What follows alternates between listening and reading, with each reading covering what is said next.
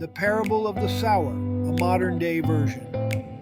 It was a warm Saturday morning when a man named Jordan decided to plant a garden behind his house. He had watched too many videos about growing things from scratch, and he wanted to see life bloom from the ground. He wasn't just planting vegetables, he said it was his way of getting back to what matters.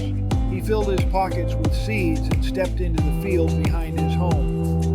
As Jordan walked, he tossed seeds with each step. Some fell right on the edge of his driveway where the ground was hard and compacted from years of cars rolling over it. He figured maybe one or two might take root in the cracks, but as soon as the birds noticed the scattered seeds, they swooped down, snatched them up, and were gone before he even reached the end of the drive. Then he moved toward the back corner of the yard, where the soil was thin and rocky.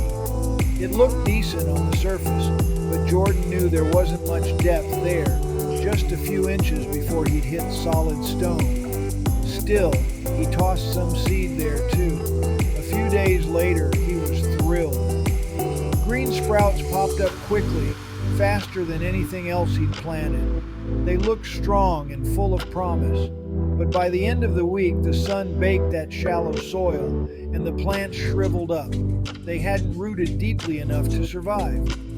Next, he wandered over toward the fence line, where weeds and thorny vines had always been a problem. He thought he could control them this time. After all, he had some good soil mixed in. He tossed seed generously, hoping the good would outgrow the bad. But when the plants started coming up, the thorns came too, quicker, hungrier, stronger. Before long, the good plants were tangled, starved for sunlight, and eventually choked out. Finally, Jordan reached the center of the yard. Rich, dark, soft soil he'd spent weeks preparing. It was fertile, deep, and full of life. He planted the last of his seeds there. Weeks later, the plants in that soil grew tall and strong, producing more fruit than he ever expected. One small handful of seed became baskets full of vegetables, more than he could use, more than he could give away. He looked over his garden and realized something important. It wasn't about the seed. Every seed had the same potential.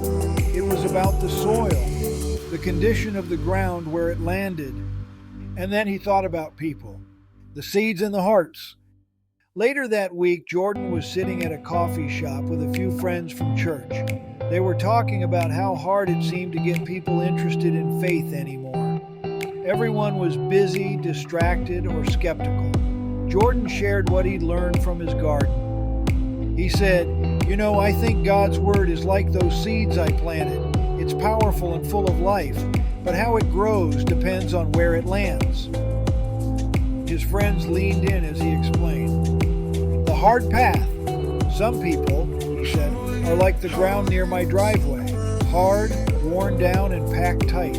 They've been run over by life, disappointment, betrayal, religion without love. They don't let anything sink in anymore. You can share truth with them, but it just sits on the surface until something or someone snatches it away. They might hear a sermon, see a Bible verse online, or feel a spark for a second, but it doesn't take root.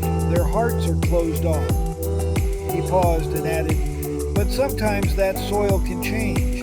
Rain can soften it. Kindness, patience, prayer, those things can break up the hard ground.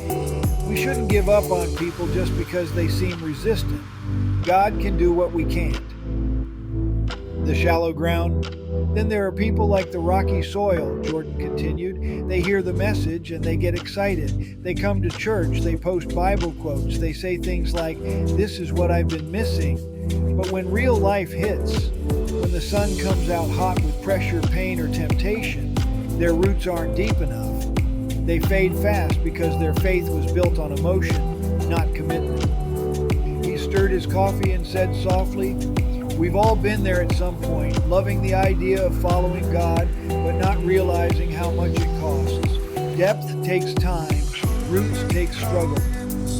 "The thorny ground," Jordan leaned back. "Then there's the soil with thorns. That one hit me hard. Those seeds actually started to grow, but the weeds grew faster. The weeds were things like stress, ambition, worry, money, comparison, the everyday stuff that fills your mind until there's no room left for God. The plants didn't die right away, they just slowly stopped growing. He sighed. That's most people I know. They believe in God, they want to follow Him, but they're trying to grow a spiritual life in soil already crowded with other priorities. The weeds choke out their faith a little more every day. One friend nodded slowly. That's me sometimes, she said.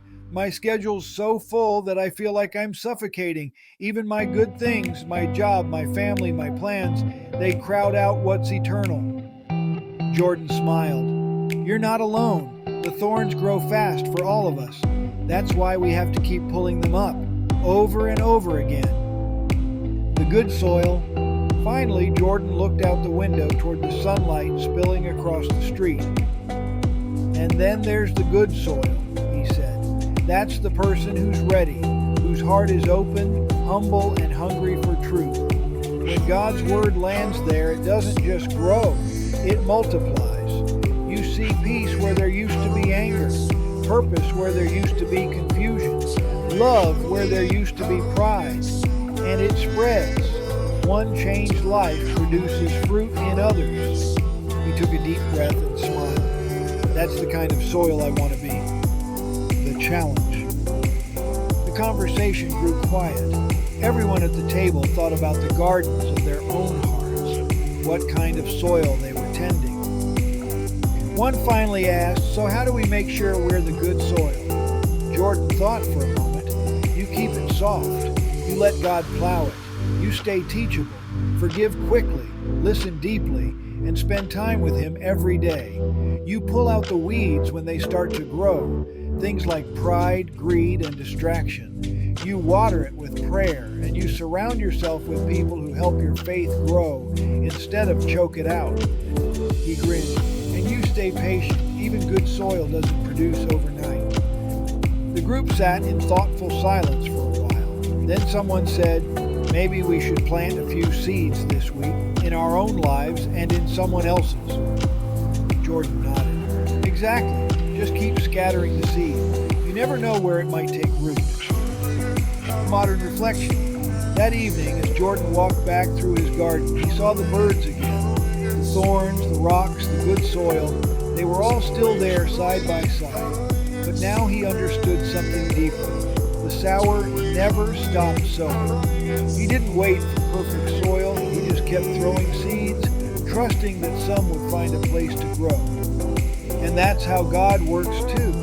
He never gives up scattering His word over hard hearts, distracted minds, and broken souls. Because even one seed in the right soil can change everything.